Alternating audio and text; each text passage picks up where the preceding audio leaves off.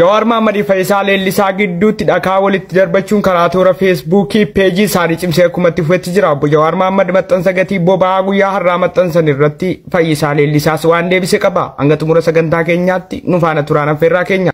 Xiinxalaan siyaasaa Obbo Jawaar Mohammad maxxansa isaanii jalqabaa maxxansaniin gatiin boba'aa dabaluun dureessi konkolaataa ofii malee hiyyeessaaf yaaddoo hin ta'u jedhu jarri mootummaa jedha. Kun soba adiidha jechuunis itti dabaleem. Boba'aa diinagdee tokkotti kan jedhamuuf sababa malee mitii jedha. Hanqinni boba'aas ta'ee daballiin gatii sochii diinagdee kamiyyuu kallattii fi al-kallattiin dhiibbaa qabaa jedha Jawaar Mohammad. Fakkeenyaaf gatiin boba'aa dabaluun kallattiidhaan gatii geejjibaa ol kaasaa jechuun karaa Feesbuukii isaa eega maxxansee booda barreeffamoota dheeraa Fayyisaa Leellisaas waan deebise qaba.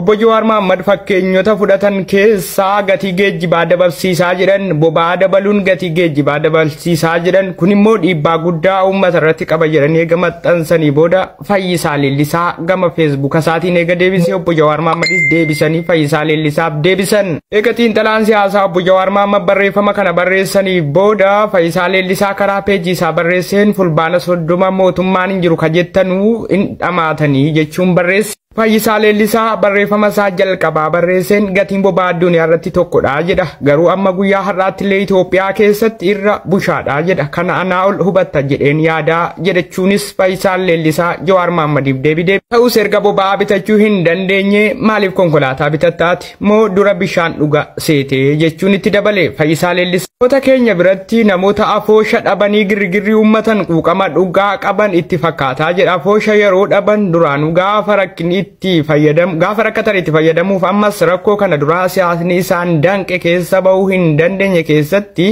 dhidhimee ture jedha. Ol baasuuf malee dhimma uummataa hin qaban jechuunis Fayyisaa Leellisaa Obbo Jawaar Mohammad ifaan ifatti qeeqe.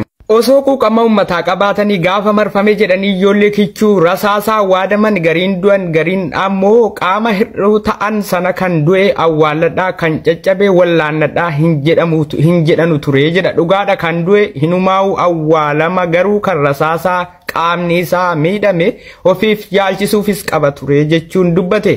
Amma ammoo shufeerri konkolaataa dhaabee hiriira naaf haa ba'aniif ta'uu waan akka barbaadannaaf hin galle jechuun Jawaar Mohammad ifaan ifatti qeeqe. Shufeerota ammoo jaalbukeechaa daraa irraa kaasee waan danda'an natti hin fakkaatu jedhe. Wanti godhamu yoo jiraate ta'aniitumaa mari'achuu wayyaa jechuun ka Jawaar Mohammad ifaan ifatti qeeqe. Fayyisaa Leellisaa irrattis maal buusuuf dhamaraasuu jechuun dubbate. Jawaar Mohammadis deebii Fayyisaa Leellisaaf marsaa lamii deebiseen jiraattonni araddaa biltsiginnaa Itoophiyaatti gatii boba'aa kan addunyaas taate kan biyyoota ollaa yoo wal bira qabamu hedduu rakkishaa jedhu jechuun Obbo Fayyisaa Leellisaaf deebii addaa deebise. Leencichi Oromoodhaa atileet Fayyisaa Leellisaadhaa barruu takka barreesse. Warri makiinaa bitachuu dandeettan jechuudha. Hingallee girroo garii jawwee irraa eegalii poosti godhan jechuudha. Maaliif? Tokkoffaa haasaa afaan Oromoon beekan. Anas ni ka jecha leenca Oromoodhaa, goota Oromoo, hayyuu Oromoo, jagna Oromoodhaa ka sabaaf jecha birrii ambittiin nama ajjeesu inni gannaqee biraa lixa jechuudha. Fayyisaa Leellisaa yoo adda atileetummaa irra jiraatee biiliyoona argataa bari gartee yeroo takka yoo fiige. Eenyuuf saba ofiitiif jecha waan addunyaan seera dafkaatti san cabsee waan hunda dhiisee mana galee jechuudha. Saba ofiitiif jecha sagalee ta'ee waan san maradha. Hadha garuu durriyyeen karaa deemtuun hundi isa qooqabuu barbaadde jechuudha.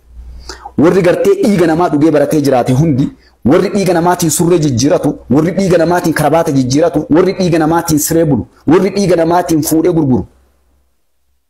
Warri takka dafqa ofii xururratee nyaatee hin beekne jagnoota akkanaa kana yeroo quba qaban sheemooyyuu Oromoon salphina sibiyaa saba koo lammiitii isiniif qaaniidha. Jabaa keessan jabeeffadha jagna keessan. Waan erga Oromoo irraa nama isa nyaatu feete Oromooyyuu allaal nama isa xiqqe.